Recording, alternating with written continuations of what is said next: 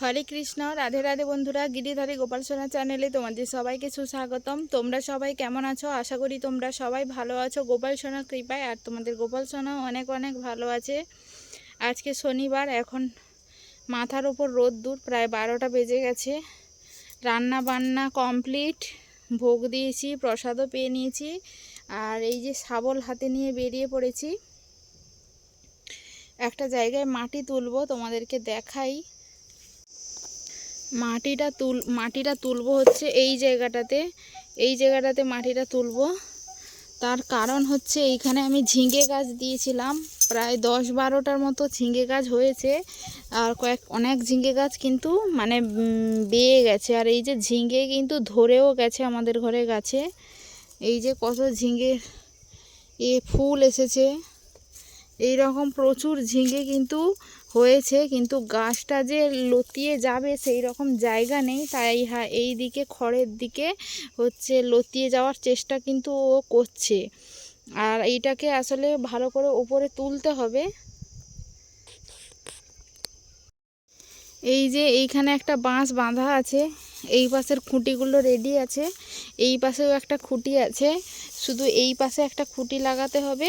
আর ওই খুঁটিটার ওপরে ঠিক এই রকম করে একটা জায়গায় একটা জিনিস মানে বাঁশও কিছু বাঁধতে হবে। তার উপরে কিছু পাই দেখি, বাঁশ কঞ্চে তো নেই বর্তমানে, বাঁশ কঞ্চে নেই। জবা ফুলের গাছ অনেক কাটা হয়েছিল, সেইগুলো মাঠে আছে এবড়ো খেবড়োগুলো। দেখি ওইগুলো যদি কাটিং করে ওপরে কিছুটা দিতে পারি, আর না হলে কিন্তু দড়ি দিয়ে বাঁধতে হবে। দেখা যাক কি করা যায় না করা যায়। আগে গর্তটা খুঁড়ে ফেলি। মাথার ওপর খুব রোদ্দুর, খুব গরম। কয়েকদিন ধরে করব করে কিন্তু করা হচ্ছে না। ভাবলাম এখনই করি, ছেলেও ঘুমিয়ে গেছে। চলো। যে রাঁধে সে কিন্তু চুলও বাঁধে। এই সব জিনিস আমাদের এই বাড়ির বউদের এই সমস্ত কাজকর্ম দেখলেই কিন্তু বোঝা যায় যে যে চুলও বাঁধে সে কিন্তু রাঁধেও। যাই হোক, মানে সমস্ত ধরনের কাজকর্ম কিন্তু বাড়ির মেয়ে বউরা সবই কিন্তু পারে।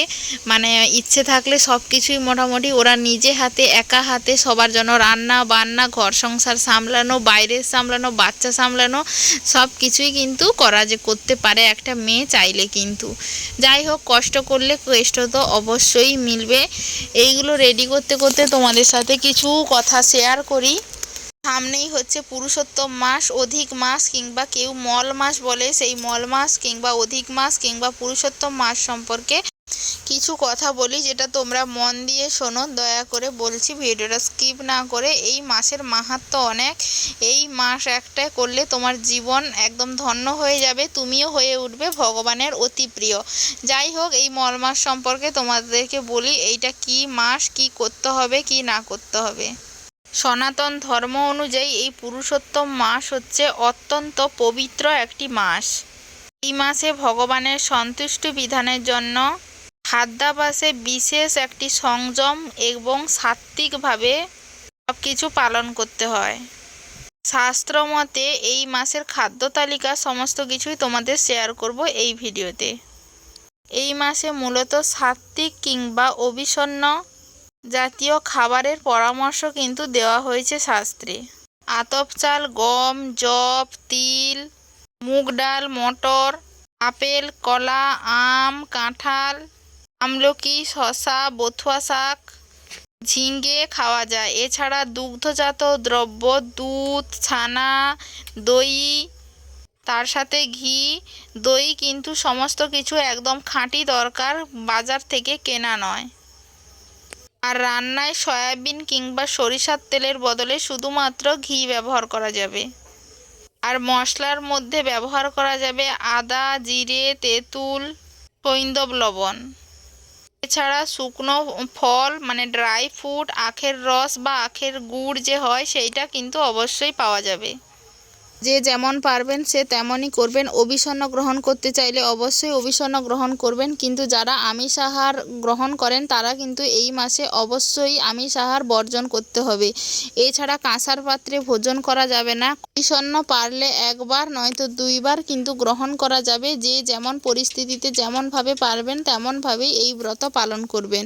এই মাসে যা করবেন সব কিছুই কিন্তু লক্ষাধিক ফল পাবেন। সেটা পাপ কর্ম করলে 1 লক্ষ পাপ বেশি হবে, হবে। আর এক মালা জপ করলে কিন্তু 1,00,000 মালা জপের সমান ফল লাভ হয়। এইটা ভগবানের অনেক প্রিয় মাস। এই মাসে যখন প্রসাদ পাবেন তখন কিন্তু চেষ্টা করবেন যে কথা না বলে, খাওয়ার সময় যাতে কথা না বলা হয়। এটাকে কিন্তু আত্মশক্তির জন্য শুভ বলে মনে করা হয়। এতক্ষণ তোমাদের সাথে শেয়ার করলাম কি কি গ্রহণ করা যাবে। এবারে কি কি সবজি কিংবা কি কি জিনিস বর্জনীয় সেইটা তোমাদেরকে বলি। আমিষ খাবার যেমন মাছ, মাংস, ডিম সম্পূর্ণ নিষিদ্ধ। তামসিক জাতীয় সবজি যেমন পেঁয়াজ, রসুন, গাজর, মূলা, সজনে ডাঁটা, মসুর ডাল, কলাইয়ের ডাল, মধু, সর্ষে, তাছাড়া নেশা জাতীয় দ্রব্য, বাসি খাবার, তেলের রান্না, এই সমস্ত কিছুই কিন্তু বর্জনীয়। আর কার্তিক ব্রতের থেকেও এই পুরুষোত্তম ব্রত অধিক ফল লাভ দেয় এবং এটি ভগবানের কিন্তু অত্যন্ত প্রিয় মাস।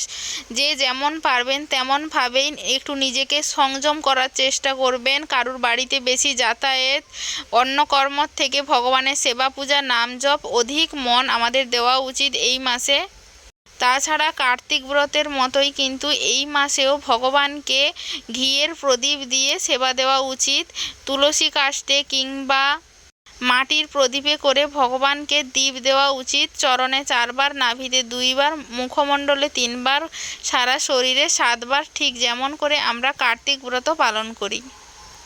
এছাড়া সাধুগুরু বৈষ্ণবরা এই মাসে 33 সংখ্যাটিকে অনেক বেশি জোর দিয়েছেন। তুলসী মহারানীকে 33 বার প্রদক্ষিণ, তাছাড়া ভগবানকে 33টি করে তুলসীপত্র অর্পণ, 33টি করে প্রদীপ ভগবানকে দেখানো। এই 33 সংখ্যাটি কিন্তু অনেক গুরুত্বপূর্ণ। 33 বার করে ঘরের মন্দির প্রদক্ষিণ, এই সমস্ত কিছু আমরা করতে পারি। এছাড়া এই মাসে অনেকেই বৃন্দাবন পরিক্রমা করেন, কেউ গিরি গোবর্ধন পরিক্রমা করেন। যারা যেতে পারবে না তারা একটি টেবিলের উপরে গিরি গোবর্ধনের একটি ছবি রেখে 33 বার পরিক্রমা করে নিতে পারেন। যার পক্ষে যতটা সম্ভব ঠিক সেইভাবেই কিন্তু এই ব্রত পালন করো সবাই। যাই হোক, আজকের ভিডিওটা এখানেই শেষ করছি। হরে কৃষ্ণ, রাধে রাধে, হরি বল।